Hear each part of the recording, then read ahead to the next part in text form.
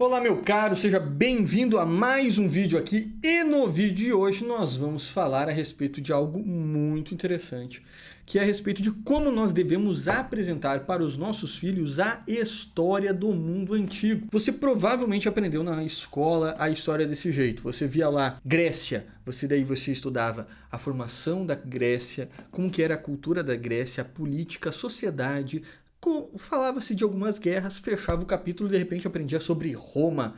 Aí você via daquela mesma maneira que você viu a Grécia, você via Roma. E assim foi com a Pérsia, assim foi com a Babilônia, com o Egito, com os hebreus. E aí você percebeu que, mas por que eu tenho que aprender a respeito dessas sociedades? Não tem nada conectado, elas não são concatenadas, ou seja, a história não está interligada, como se fosse cada uma caixinha, a caixinha dos hebreus, a caixinha dos egípcios, a caixinha dos fenícios, e você não percebe uma conexão, um caminho entre esses povos. Ora, por que isso não existe? Porque retiraram Deus da história. Só há uma maneira de nós entendermos a história do mundo antigo, é usando a história bíblica como um fio condutor. E aqui agora eu vou apresentar para você como você precisa apresentar a história do mundo antigo para os seus filhos, para que você não caia no mesmo erro, que você não faça exatamente o que foi feito com você na escola, com seu filho, com seu sobrinho, com seu neto, enfim, você precisa apresentar a história do mundo antigo concatenada à história sagrada. Então vamos lá. Quando que começa a história do mundo antigo? A história do mundo antigo começa com a criação, começa com o surgimento do homem, começa com Adão. Então nós vamos apresentar a história a partir da história sagrada. A gente começa lá em Gênesis, a partir da história do povo pré-diluviano, ou seja, daquele povo que viveu de Adão até Noé. Ali, então, nós contamos a história do mundo pré-diluviano, contamos a história do nascimento das dinastias, a dinastia de Sete, a dinastia de Caim. Depois você entra na história do dilúvio, você explica então a dispersão do mundo a partir do dilúvio, isso vai ser um tema de um outro vídeo, né? Então como as sociedades ocorreu a sua dispersão a partir do dilúvio, porque nós temos ali cada um dos filhos de Noé, né? Cã, Sem e Jafé, cada um deles eles se expandiram pelo mundo. Cã vai habitar principalmente o continente africano e algumas regiões da costa da Península Arábica e também da Índia, enquanto Jafé vai para a Europa e para o norte e a Ásia Central, ou seja, vai formar todos os povos indo-europeus. E os descendentes de Sem vão ficar principalmente localizados dentro da Península Arábica, daquilo que nós chamamos hoje de Oriente Médio. Enfim, então, a partir disso, nós temos todas as dispersões de todas as sociedades, a partir dos descendentes de Noé. Aqui nós temos a Torre de Babel, temos a dispersão das sociedades a partir dos descendentes de Noé. E aí nós chegamos à história de Abraão. Abraão, que é descendente de Sem.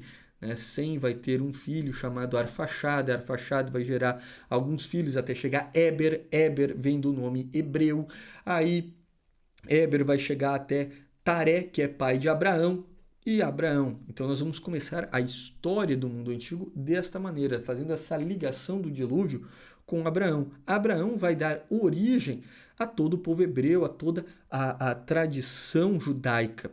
E a partir de Abraão, a gente começa a fazer as ligações com outros povos. Nós vamos falar de Abraão. Abraão ele vai ter que sair lá de Ur. Ur ficava na Suméria. Aí entra a história das primeiras civilizações. A história dos povos da Suméria. A história da formação das civilizações que viveram em Ur, Babel, Lagaster, Uruk. Aquelas primeiras civilizações que surgiram no Golfo Pérsico, entre o rio Tigres e o rio Eufrates. Então ali toda aquela questão da Mesopotâmia e da formação das primeiras civilizações. Então você explica a história do povo sumério, a história daquela civilização a partir de Abraão. Abraão saiu, foi para a terra de Canaã. Então você vai contar a história dos cananeus, dos descendentes de Canaã a partir daí. Aí você vai saber que Abraão vai descer para o Egito. Então você vai apresentar a história do Egito a partir das Sagradas Escrituras. Depois nós vamos ter Abraão. Abraão gerou Isaac, Isaac gerou Jacó, Jacó gerou José. José do Egito vai descer novamente para o território do Egito. Você também pode não, talvez você não queira apresentar, até eu acho melhor não apresentar a história do Egito com Abraão, mas apresentar a história do Egito junto com José do Egito, porque ele vai para o Egito, ele se torna primeiro-ministro, então agora você apresenta para o seu filho, tá, o que é o Egito? Então você comenta para ele toda a história do povo egípcio, inclusive que o povo egípcio é descendente de um dos filhos de Cã, chamado Misraim, que vai dar origem a todos os povos das tribos que vão formar ali o Alto e o Baixo Egito. Então você vai fazer essas interligações das civilizações a partir da história do povo hebreu, a história do período dos patriarcas. Chegou José do Egito, conta a história do Egito, depois vai ter a história de Moisés, vai ter a história de Josué. Josué, ele vai então ter que tomar a terra prometida. E quando ele vai tomar a terra prometida, ele vai ter que lutar com povos cananeus.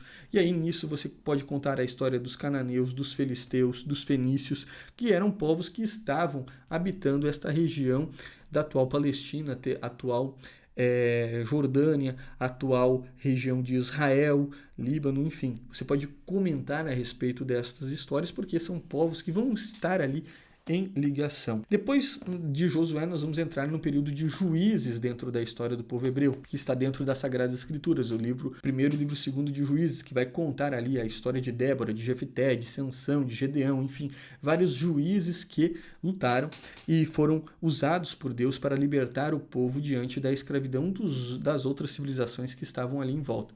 Até que nós vamos chegar ao período de reis, com Davi, primeiro Saul, Davi e Salomão, né? E aí tem a história do período de reis. A partir da história do período de reis, você vai contar, depois da morte de Salomão, a divisão dos dois reinos, o reino do norte e o reino do sul, e aí nós vamos ter a queda dos reinos, uma primeira provocada pelo povo assírio, aí você vai contar a origem do povo assírio, depois uma que vai ocorrer pelo povo babilônico a partir do imperador Nabucodonosor, e aí você vai contar a história do povo babilônico a partir desta invasão. Depois, o Império Babilônico vai cair nas mãos do Império Persa. E aí, então, você vai contar a impressionante história do povo persa, como, por exemplo, que Ciro ele foi profetizado por Jeremias, foi profetizado por Daniel, e todo o domínio que os persas vão ocorrer no mundo, inclusive a volta do povo hebreu para Jerusalém, a reconstrução da muralha e a reconstrução da cidade de Jerusalém e do templo, né, com Esdras e Neemias, que está relatado nas Sagradas Escrituras, vai ser ocasionada por conta da permissão que o povo persa vai dar. Então veja que você está ligando as histórias daquelas civilizações junto com a história do povo hebreu. O povo persa vai ser depois destruído vai ser dominado por Alexandre Magno, que vai vir então da Grécia, da Macedônia, que vai dominar os gregos e vai então expandir o seu reino, dominando toda a Pérsia. Inclusive Alexandre Magno vai também vai ter sido profetizado naquela profecia da estátua, que foi uma visão, na verdade, que Nabucodonosor teve e que Daniel interpretou. Então, Daniel profetizou também a questão da chegada de um reino de Alexandre Magno. Alexandre Magno vai visitar o Templo de Jerusalém. Então, você vai contar a história de todo o povo grego. Então, tá, mas Alexandre Magno veio da onde? Veio da Macedônia. A Macedônia ficava onde? Ficava na Grécia. Como é que foi a formação do povo grego? Aí você vai contar toda a história do povo grego, do período pré-homérico até o período de Alexandre Magno, período helenístico, né? Foram vários períodos ao longo da história da Grécia. Aí, depois de você apresentar a história da Grécia, você vai cair na história do período de Macabeus, que está no primeiro e segundo livro de Macabeus, quando Alexandre Magno morre. Então, o povo hebreu ele vai ficar agora sob o domínio da Síria, onde estava Antíoco IV, que foi um dos que recebeu essas terras a partir de Alexandre Magno e que vai causar ali uma grande perseguição ao povo hebreu. E a partir dos Macabeus nós vamos chegar então na história de toda a dinastia da sucessão do povo macabeu até a dinastia herodiana e a sua ligação com Roma. Essa história não está nas Sagradas Escrituras, mas está no livro de Flávio Joséfo, a história do povo hebreu. E aí você vai ligar a história do povo hebreu com a história dos romanos, porque Herodes vai fazer um acordo se eu não me engano, com Pompeu, que vai então fornecer a ele ali as terras. Eu não lembro agora se foi Marco Antônio ou Pompeu, enfim, mas foi um dos dois que participavam daquele triunvirato da época de César. Veja que você está ligando a história de todas as civilizações antigas com a história sagrada, com a história do povo hebreu. E aí você percebe que há uma concatenação na história, ou seja, a história ela ficou interligada. É desta maneira que nós precisamos apresentar a história para os nossos filhos, a história do povo antigo, ou seja, usando como fio condutor a história sagrada. Por quê? Porque é ela que vai fazer essas ligações com os povos. O que eu estou falando aqui em apenas 10 minutos é um currículo inteiro do 5º ano e do 6º ano da formação de uma criança, aqui pegando as idades curriculares da escola, o que seria hoje 10, 11 anos. A criança precisa aprender sobre estes períodos, mas ela não pode aprender como a escola está ensinando, ou seja, toda ela desvirtuada, desligada, sem uma interligação entre esses povos, porque aqueles povos eles tinham convívio, eles tinham relação, e aí parece que tudo fica solto, mas quando nós encaixamos estes povos a partir da narração bíblica, usando ela como um fio condutor, as coisas fazem sentido. Não sei se fez sentido para você o que eu estou explicando aqui agora. Se você para pensar, você começa a ver todas as civilizações a partir disso, e aí fica claro a ligação desses povos, né? Escreva aqui nos comentários o que você achou disso. Eu percebi isso, principalmente depois, eu já tinha essa ideia, já tinha essa visão, mas principalmente depois que eu li o livro O Sentido Católico da História e O Discurso Universal da História. Esses dois livros, o discurso sobre a história universal, do Jacques de Bossuet, e o sentido católico da história, do Dom Prosper Guérin, não vou lembrar agora o sobrenome dele certinho, mas enfim, eu já indiquei esses livros naquele vídeo, 3 indicações sobre teologia da história para vocês, e lá, no sentido católico da história, está descrito muito bem. Aquilo que eu já fazia por intuição, inclusive, foi confirmado a partir do livro depois que eu o li. Que é o quê? Você precisa conhecer a história, você só consegue conhecer a história das civilizações antigas usando como fio condutor a história sagrada. Porque aí o que vai acontecer? Você vai ligar a história ali da dinastia herodiana com Roma. Roma vai estar totalmente interligada à história de Cristo, à história dos apóstolos, e toda a dispersão que vai ocorrer do Evangelho. Da mesma forma que os povos se dispersaram a partir da Torre de Babel, os povos agora eles vão se reunir em uma fé só a partir de Pentecostes.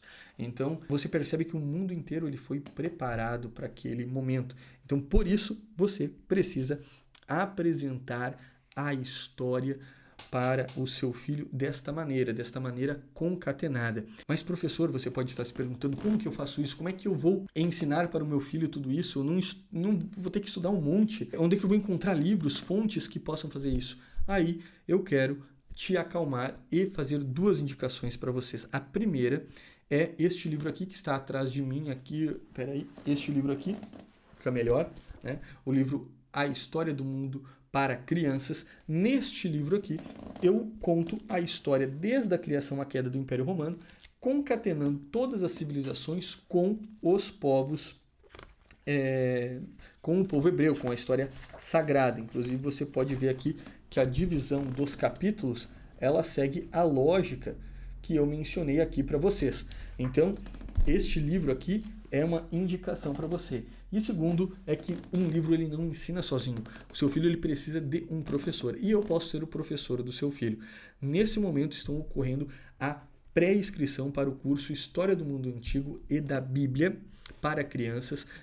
Crianças a partir dos 6 anos já podem se inscrever até os 14 anos, ou seja, nessa margem aqui de idade, onde o seu filho vai aprender com cada módulo, que são 14 módulos, onde nós vamos ver cada uma destas partes da história sagrada e das civilizações antigas, concatenando elas, interligando elas, mostrando que a história ela é uma só e mostrando que o mundo ele foi preparado para a plenitude dos tempos, que foi a encarnação do Verbo, que foi a chegada de Jesus Cristo. Então, se você tem interesse, eu peço para que você clique neste link que está aqui na descrição do vídeo e faça agora mesmo a sua pré-inscrição, porque no dia 11 de abril nós vamos abrir as inscrições e quem se inscrever vai ganhar esse livro aqui, o livro A História do Mundo para Crianças. Você vai recebê-lo na sua casa certo? E o que acontece? Só são 100 vagas. Por que apenas 100 vagas? Não tem mais vagas? Porque eu tenho somente 100 livros no estoque. Então, se você quer, faça sua pré-inscrição agora mesmo, porque a oferta vai estar só para quem estiver no grupo. A possibilidade de compra vai ser somente por lá. Eu não vou abrir em nenhum outro local. Então, deixo esse convite aí especial para vocês. E apliquem isso com os filhos de vocês para que eles entendam a história da maneira correta. Certo, meus caros? É isso, um forte abraço, Deus abençoe. Não se esqueça de se inscrever aqui no canal. Até o próximo vídeo.